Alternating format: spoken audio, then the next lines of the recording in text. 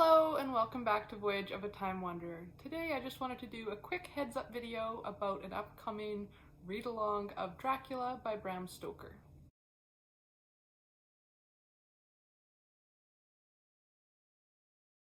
So last year I found out about this read-along about 2 or 3 weeks too late to join in, and I have been impatiently waiting for May to roll around ever since last May.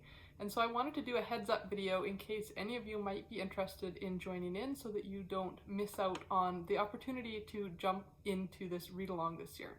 So Dracula was published by Irish author Bram Stoker in 1897, so it's a piece of late Victorian classic literature, and I would say it's a very, very famous Victorian novel, maybe one of the most famous Victorian novels, and it is a Victorian novel that I have not yet read.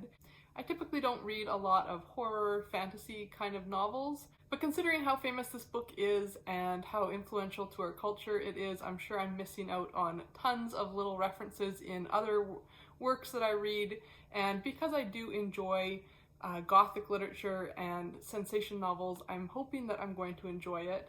And there's this really neat read-along because Dracula is an epistolary novel that's written entirely in letters, diary entries, and newspaper articles. There's this Substack called Draculadaily that sends out emails each morning with the segment of the book that matches up with that date. So it begins on May 3rd and lasts until November 7th. And anytime in the book there was a letter dated with a date or a diary entry or a newspaper article that matches with today's date, we would get that piece of the book via email.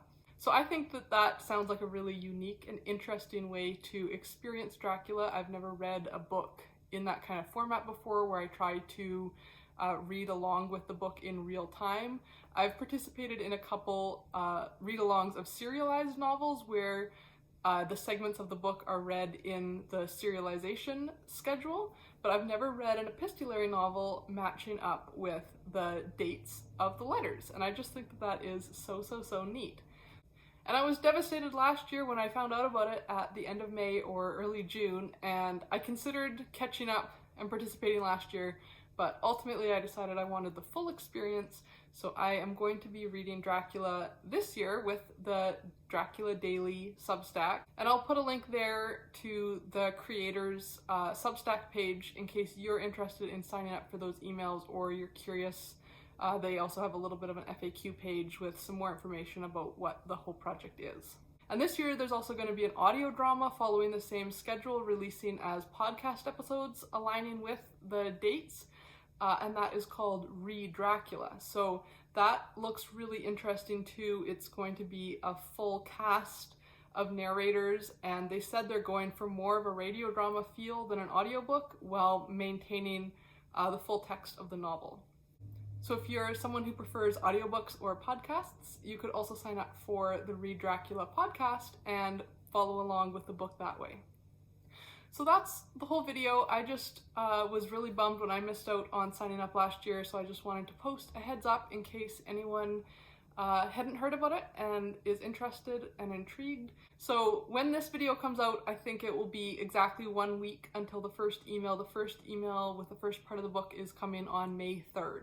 So that gives you a little bit of time to investigate and see if it's something that you would be interested in also signing up for.